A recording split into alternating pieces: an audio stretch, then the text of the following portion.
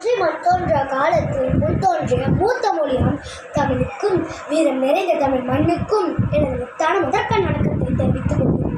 என் பெயர் போய்வெற்றி. நான் 4ஆம் வகுப்பு ஆ பிரிவில் படிக்கின்றேன். நான் பேச எடுத்துள்ள தலைப்பு கல்விதான் செல்வம்.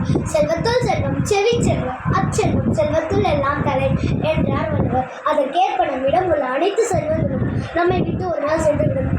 ஆனால் கல்வி செல்வமே நம்மை கடைசி வரை காக்கும். ஆகையால் ஒரு நாள் கற்காமல் இருந்து விடாதீர்கள். ஒரு நாட்டின் அரசனுக்கு அந்நாட்டில் மட்டுமே சிறப்பு, ஆனால் கற்றோருக்கு சென்ற இடமெல்லாம் சிறப்பு. இதிலே நமக்கு தெரிகிறது கல்விதான் செல்வம் என்று.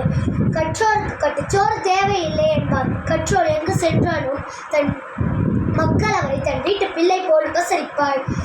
நாம் கற்ற கல்வி நம்மை கைவிட்டாலும் நாம் பெற்ற பிள்ளை நம்மை கைவிட்டாலும் நாம் கற்ற கல்வி நம்மை கைவிடாது.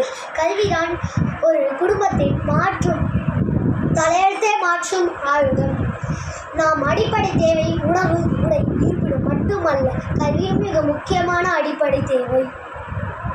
கத்தினால் ஜெயித்தவனை விட புத்தினால் ஜெயித்தவன் தான் அதிகம்.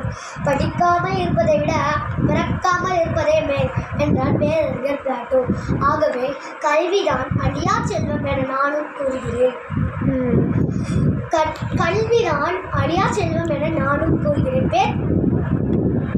கண்ணுடையர் என்பவர் கற்றோர், முகத்திரண்டு புண்ணுடையர் கல்லாதவர்.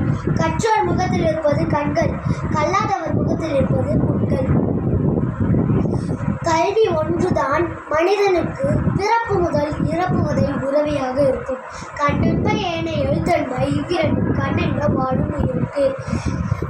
எண்ணும் எழுத்தும் தான் ஒரு மனிதனுக்கு 2 கண்கள் என்றார் வள்ளுவர்.